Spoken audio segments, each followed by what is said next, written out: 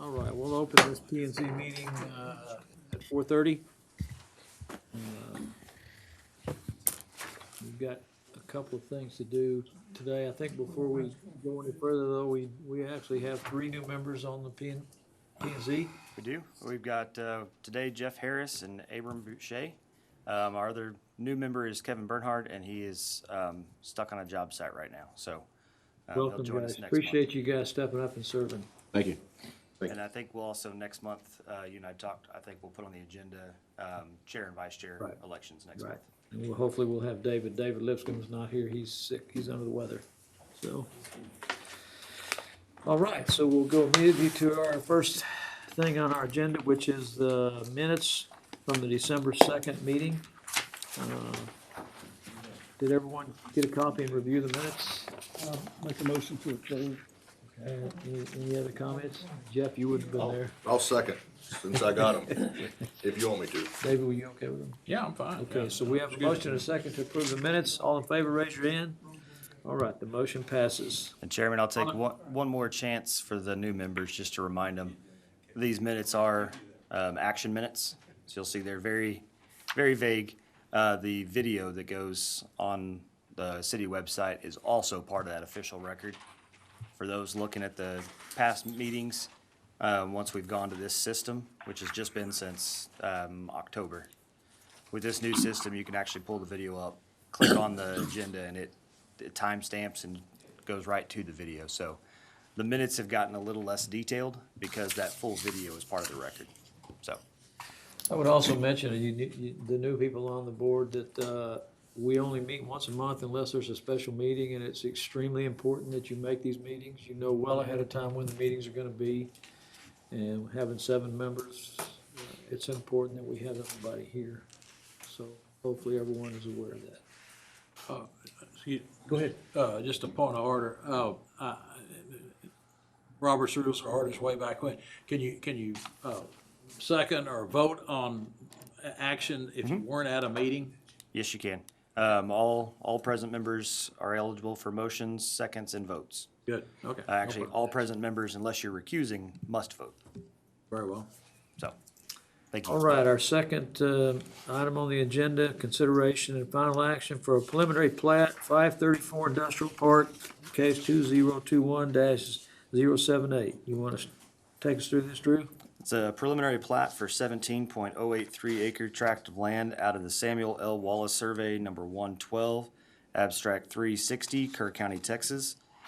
Said 17 acres being a part of a portion of a certain 17.54 acres conveyed to Ernest Walker Family Limited Partnership, recorded in volume 1678, page 525 of the official public records, Kerr County, Texas.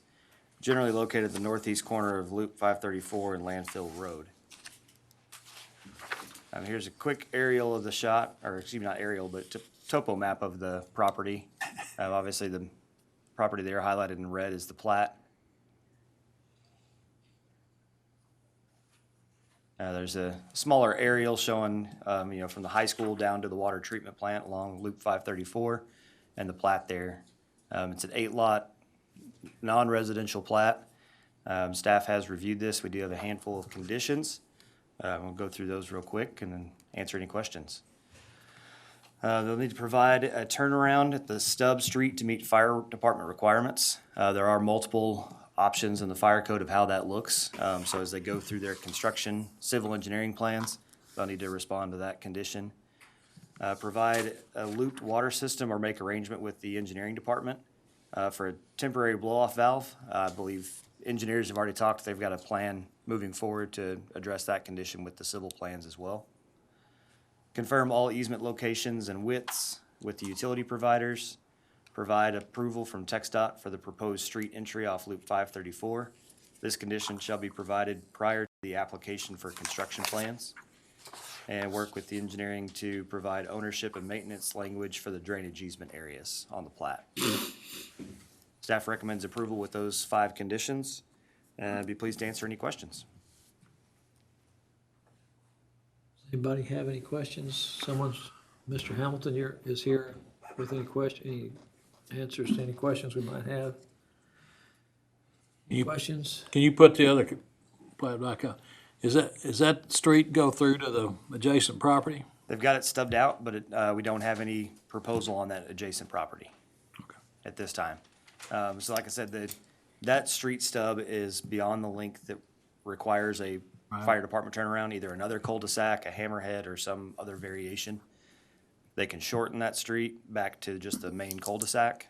They've got several different options. We didn't want to dictate how they correct it, but they will need to meet that fire department requirement.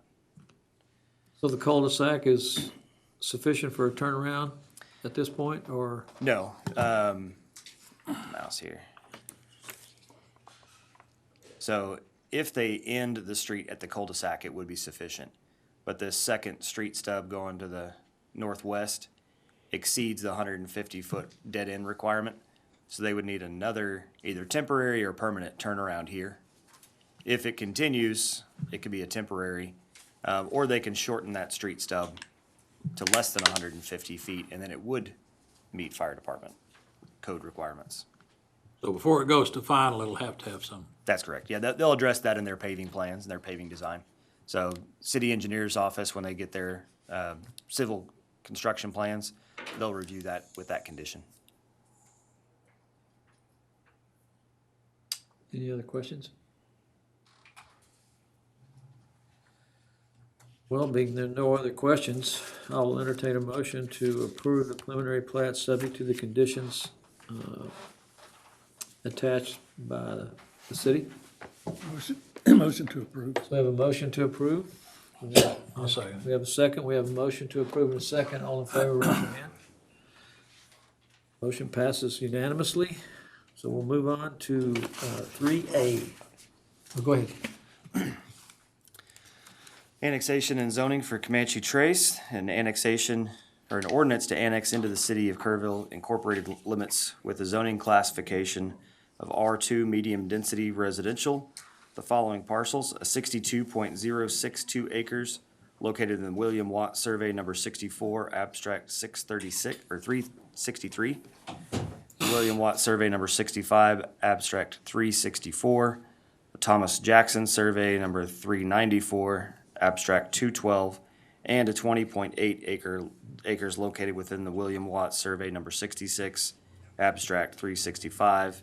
William Watt Survey number 65, abstract 364, Kerr County, Texas, and being a portion of an 1,131.78 acre tract of land recorded in volumes 971, page 698 of the official public records of Kerr County, Texas, generally located at Comanche Trace Drive and Lower Turtle Creek Road. Here's a quick shot of the zoning map. As you can see, with the older portions, older phases of Comanche Trace were annexed in and zoned under a planned development district. As the zoning code has changed and some of the development plans have changed, they've moved to R1 and R2 on some of the newer phases. You can see that in the pale yellow and kind of that mustard yellow. They are requesting R2 for this future phase. There's that 20 acres of golf course that's kind of an existing donut hole. They are infilling that property. And here's that 68 acres, or 62 acres, primarily golf course. And then there is the planned phase that approaches Lower Turtle Creek and Comanche Trace Road, or Comanche Trace Drive. Did we receive any letters? We've not received any letters. Go back to this one. Of course, Thoroughfare Plan, the Comanche Trace Drive is a collector that goes through the entire development, connecting from one thoroughfare to the other at this point with this this lower phase. It's consistent with the existing zoning. Again, there is that mix of PD, R2, and R1. Any traffic impacts will be looked at through the TIA worksheet as they go through the next steps of development phase through, I guess really construction plans, because the preliminary plat has been approved for that lower phase. And staff recommends the case. I'd be pleased to answer any questions before or after the public hearing. Well, since this requires a public hearing, we'll go ahead and open the public hearing on this at 4:39. Is there anyone here that wishes to speak on the public hearing on this issue? So if there is not, we'll close the public hearing at 4:40. Are there any questions? Members of the commission on this issue? Is there someone here representing Not that I'm aware of. nobody, huh? Okay. You guys have any questions? Of course, I live out in Comanche Trace. I live on Comanche Trace Drive, not in this notification area, just short of it, and I went out and drove the whole area. The golf course area, the green area, the donut hole, and then the property in the back. And majority of this, like Drew says, is the golf course. But I have a question that if a part of this process is opening up an entrance to Comanche Trace off Lower Turtle Creek Road. That's correct. Does that, I'm assuming you guys have taken this into account, does that have any impact on first responders or requirements of access? It will. If anything, it improves access. Wish I had a bigger map. From, the 173-16 split, you have the only connections between 173 and 16 is River Hill Boulevard and Lower Turtle Creek. So this will actually add another fire department access. Should there be any major event that occurred and they needed to get around, it would cut quite a bit of time off response time for any of those that need to cross that area of the county. Of course, both county and city through that area, but it'll actually improve access. Anything that's coming south of Comanche Trace, I don't know that the fire department would choose that as their optimal route, but depending on where they're coming from, Right. it would improve access. Of course, it also introduces possible cross-through traffic. As you know, driving through Comanche Trace Drive is not exactly the straightest route through there, but some may think it's faster than going all the way to 173 and Lower Turtle Creek. I don't know how much additional traffic we would anticipate, but just like any of our intersections, if the traffic volume increases above that required threshold by the TIA, the traffic impact analysis, any improvements would have to be made, whether that's turn lanes, traffic lights, whatever that impact is, the development will have to provide that. So with the annexation and the approval of the zoning, as they get into the development, there will be some traffic analysis? As they go through their, with Txdot or the city, as they go through their final construction plans and final plat of that project. Where's the access to Turtle Creek? I mean, is it just that little white? It's pretty Right, close. go. Let's see.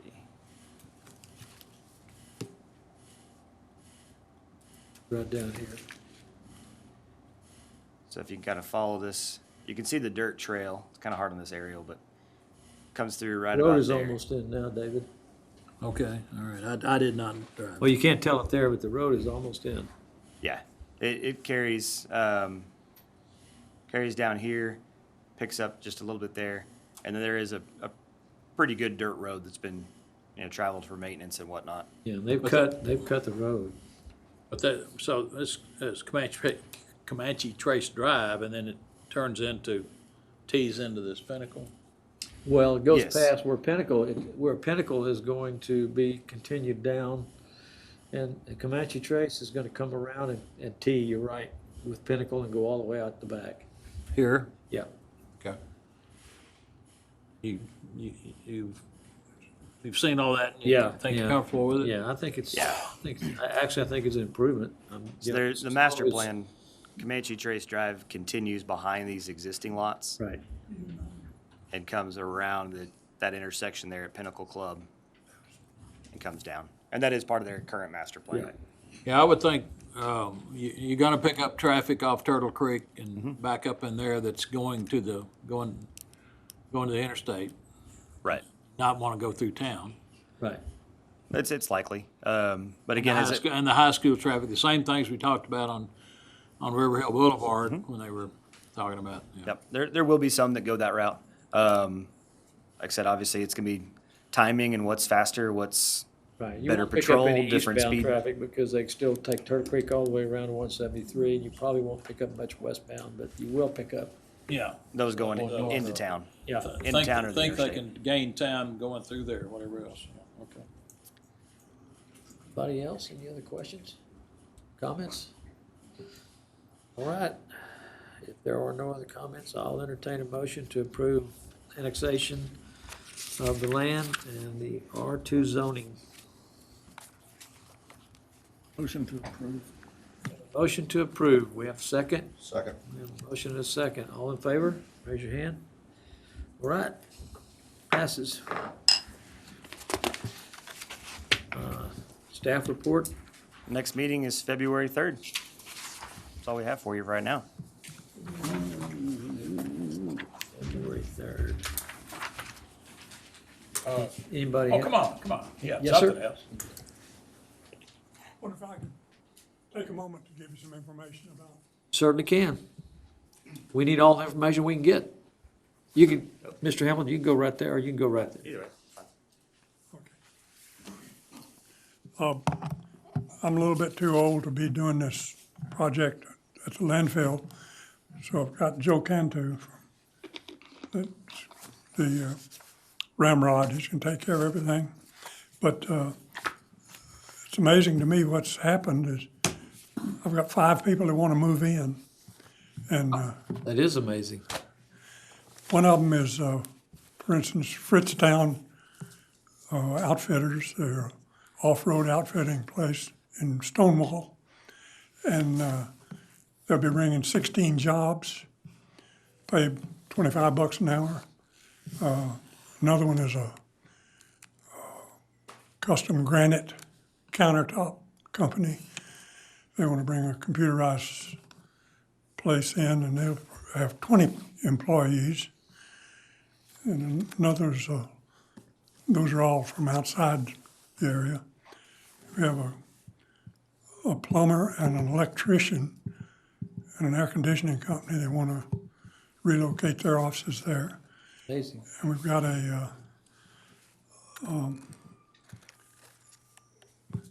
he's a metal roofing guy that also sells the supplies to all the other metal roofing guys.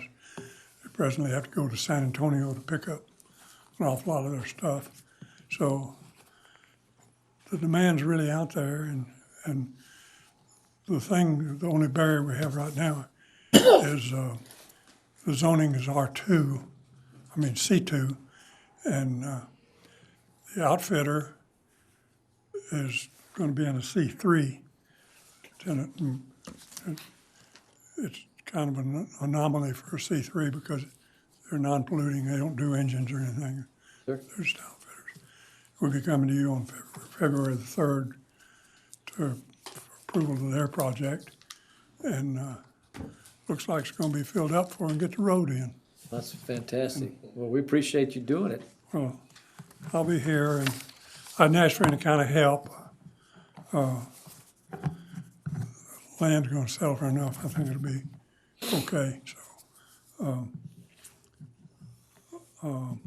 Looks like a total project, maybe we could do something with that 6-acre tract at the end of the road. Somebody's come to me, wants to do a bowling alley down there, and somebody else want to do a skating rink for the kids. And their question was, how close to the school is it? And it's kind of interesting, but Clientele. that's where we are now, so. Well, thank you very much. Thank you for your Appreciate help. it. Appreciate it. Good luck. You want to say anything, Joe? No, I'm good. I can just introduce myself. Joe Cantu with Success Engineering, Inc., and we were brought on board by Ed Hamilton. We've done some work for the city, mostly public work stuff and stuff for Kyle Burrow and Stewart.